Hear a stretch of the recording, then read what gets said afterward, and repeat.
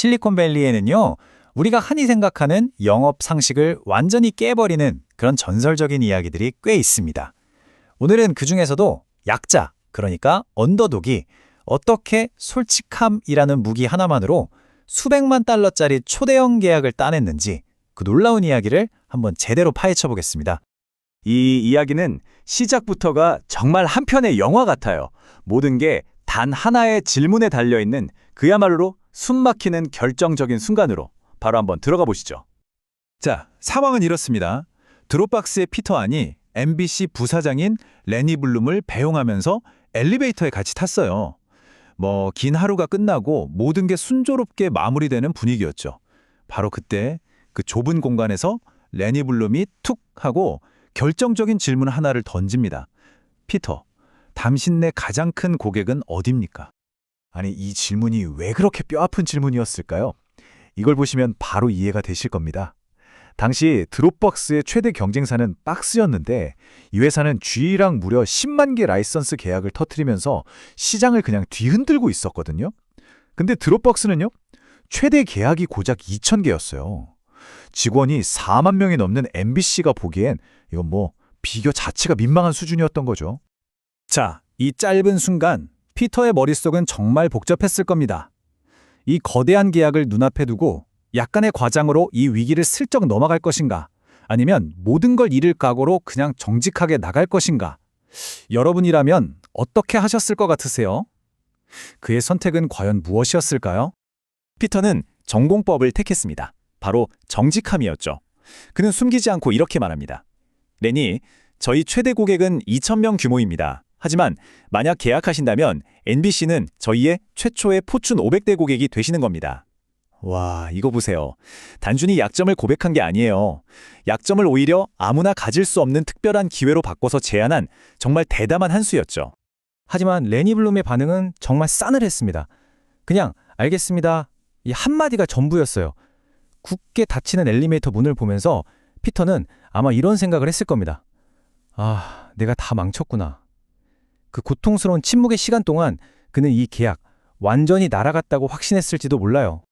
그런데 며칠 뒤 결과는 모두의 예상을 완전히 뒤엎었습니다. 드롭박스가 MBC 계약을 따낸 겁니다. 그것도 그냥 계약이 아니라 회사 최초의 3년짜리 수백만 달러 규모의 계약이었어요. 그의 정직함은 독이 아니라 오히려 계약을 성사시킨 결정적인 신의 한 수가 된 거죠. 아니, 도대체 어떻게 이런 일이 가능했을까요? 몇 주 뒤에 레니 블룸이 직접 그 이유를 설명해 줬습니다. 피터, 그게 정답이었어요. 전 남들이 안 가는 길을 가는 혁신가거든요. 바로 이겁니다. 피터의 솔직한 제안이 스스로를 개척자라고 생각하는 레니의 정체성과 정확히 맞아떨어진 거예요. 그는 안정적인 선택 대신 최초가 되는 그 특별한 기회를 택한 겁니다. 이 놀라운 이야기는 그냥 운이 좋았던 사례가 절대 아닙니다. 여기에는 영업의 본질을 꿰뚫는 아주 강력한 원칙이 숨어 있어요. 자, 이제 이 이야기 속에서 발견한 신뢰라는 키워드를 가지고 비즈니스 관계의 핵심을 한번 파헤쳐 보겠습니다. 피터의 이야기는 우리에게 근본적인 질문을 던집니다. 영업이란 과연 무엇일까요? 단순히 물건에 파는 기술이 아니라는 거죠. 이건 사람과 사람 사이에 신뢰라는 다리를 놓는 과정과 같아요. 그리고 그 다리를 가장 튼튼하게 만드는 재료가 뭐냐? 바로 정직과 투명성이라는 겁니다. 그럼 이 신뢰라는 거 대체 어떻게 쌓을 수 있을까요? 막연하게 들릴 수 있는데 피터는 아주 구체적인 4가지 행동을 제시합니다. 첫째, 때로는 내 약점을 드러낼 줄 아는 솔직함. 둘째, 상대의 말을 진짜 진심으로 듣는 경청의 자세. 셋째, 이 분야에서는 내가 최고라는 전문가의 모습. 그리고 마지막으로 이게 정말 중요한데 계약서 너머에 있는 사람에게 갖는 진정한 관심입니다. 자, 그럼 이 원칙들을 어떻게 실전에 적용할 수 있을까요?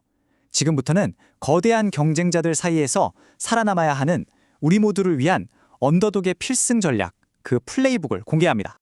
피터의 전략은 놀랄 만큼 간단해요. 1단계, 우리한테 딱 맞는 고객이 누구인지 정확히 파악한다. 2단계, 무작정 만나달라고 조르기 전에 그 사람한테 진짜 도움이 될 만한 가치를 먼저 제공한다. 그리고 마지막 3단계, 그 후에야 비로소 미팅을 요청하는 겁니다. 핵심은 요청이 아니라 제공이 먼저라는 이 생각의 전환이에요.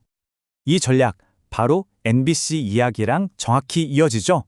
모두가 가는 안전한 길만 따라가는 추종자가 아니라 새로운 길을 개척하려는 혁신가를 찾아야 한다는 겁니다. 여러분의 이상적인 고객은 레니 블룸처럼 남들이 다 검증해 줄 때까지 기다리는 사람이 아니에요. 미래의 가능성에 먼저 투자하고 싶어하는 그런 사람인 거죠. 혹시 여러분 스스로의 약점 때문에 위축됐던 경험 있으신가요?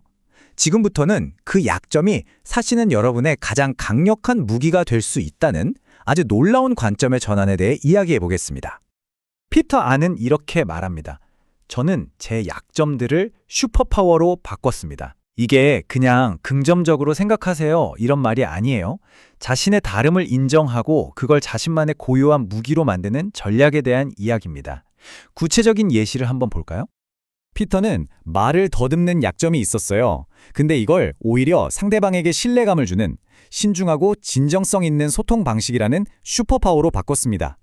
또 소수인중이라는 점을 숨기기보다 한국식 바비큐 파티 같은 특별한 경험을 제공하는 자신만의 무기로 활용했죠. 남들과 똑같아지려고 애쓰는 대신 자신의 다름을 가장 강력한 매력으로 만들어버린 겁니다. 이런 개인의 변화가 모이면 결국 산업 전체의 미래를 바꿀 수 있습니다. 자, 이제 마지막으로 이 이야기가 제시하는 영업이라는 직업의 새로운 미래, 그 원대한 비전에 대해 이야기 나눠보겠습니다. 우리가 보통 영업하면 떠올리는 모습 어떤가요? 어떻게든 계약만 따내려고 막 밀어붙이는 그런 모습일 때가 많잖아요. 하지만 피터가 그리는 미래는 완전히 다릅니다. 영업사원이 고객의 문제를 함께 해결해주는 믿음직한 조언자이자 존경받는 소통 전문가가 되는 세상, 바로 그런 세상입니다. 이 비전의 정점은 바로 이 한마디에 담겨 있어요. 다른 분야 사람들이 영업사원을 보면서 와, 저 사람처럼 소통하고 싶다 꼭 말하게 만드는 것. 영업이 더 이상 무언가를 파는 행위가 아니라 최고의 소통 기술 그 자체로 인정받는 세상이라니 정말 멋지지 않나요? 오늘 이야기의 모든 것을 담은 마지막 질문을 여러분께 던지면서 마무리하겠습니다. 만약 최고의 영업사원이 거래를 성사시키는 사람이 아니라 신뢰를 쌓는 소통 전문가라면 어떨까요? 이 질문에 대한 여러분의 답이 어쩌면 여러분의 비즈니스를 바꿀 새로운 시작점이 될지도 모릅니다.